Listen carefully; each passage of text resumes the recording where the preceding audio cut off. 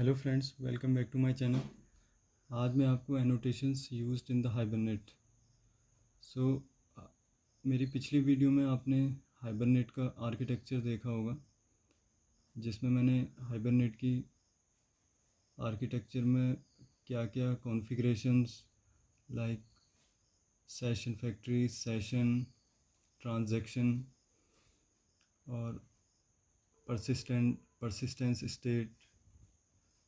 Okay, सो ये पिछली video में बताया था। आज मैं आपको एनोटेशंस कैसे यूज़ करेंगे हाइबरनेट एप्लीकेशन में। अगर पहले we use configurations in XML. Okay, annotation जब नहीं आया था हाइबरनेट एप्लीकेशन में, हाइबरनेट में, तो हम कॉन्फ़िगरेशंस का यूज़ करते थे। Configurations like hibernate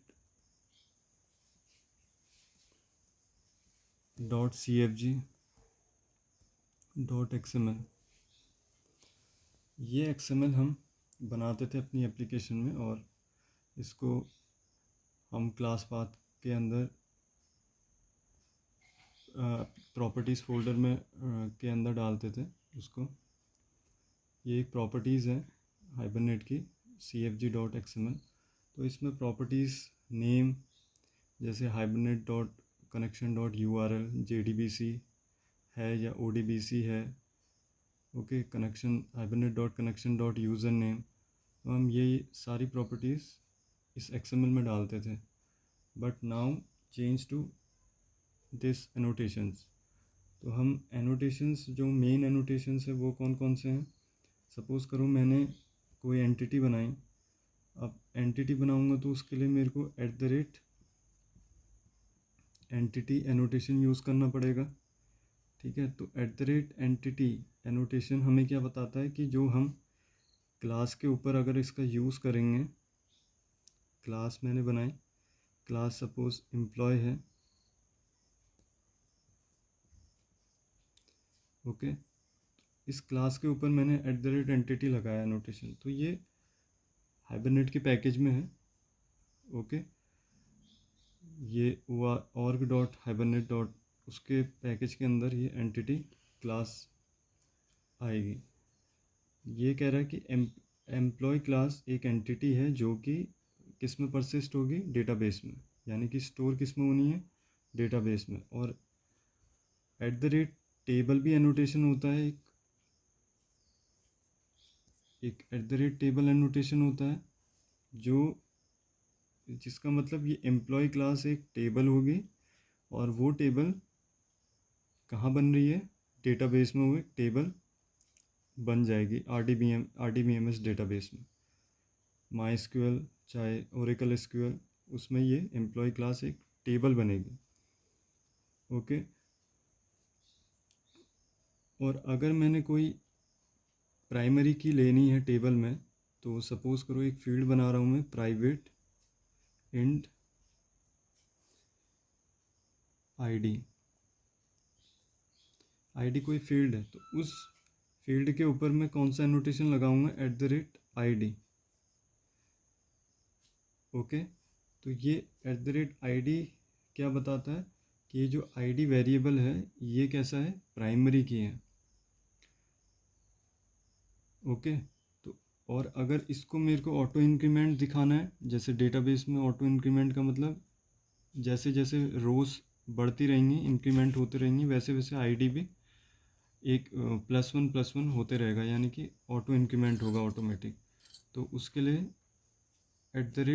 generated value का यूज़ करते हैं एनोटेशन का, जनरेटेड वैल्यू एनोटेशन का यूज़। ठीक है,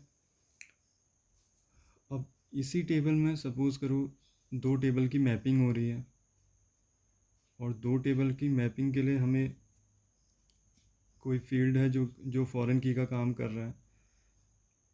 तो प्राइमरी की से तो हम @id का यूज़ करेंगे, प्राइमरी की अगर हमको जनरेट करानी है। अगर हमको मैपिंग करानी है 1 to many, many to many, तो हम उसके लिए कौन सा एनोटेशन यूज़ करेंगे, @1 to मैनी, ठीक है।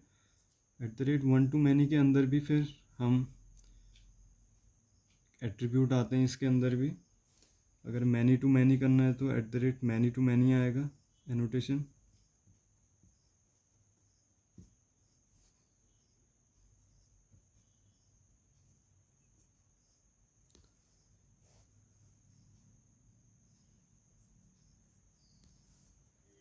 ठीक है, one to many, many to one.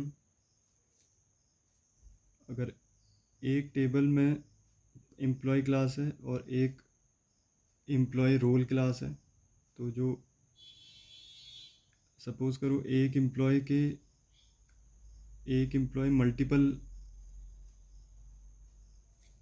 Multiple role हो सकते हैं एक एम्प्लॉय के, तो वहाँ पर वन टू मैनी एनोटेशन आएगा, ठीक है। तो ये मैंने कुछ बेसिक एनोटेशन बताए हैं। तो नेक्स्ट वीडियो में मैं इनको आपको थोड़ा डिटेल में एक्सप्लेन करूँगा। वन टू मैनी और मैनी टू वन, इनको डिटेल में एक्सप्लेन करूँगा, क्योंकि इनके अंदर प्रॉपर्टीज़ भी आती हैं, जैसे मैप्ड बाय एट्रीब्यूट भी आता है, ठीक है। तो इसको थोड़ा डिटेल में मैं बताऊँगा ये एनोटेशंस के बारे में। Okay, thank you.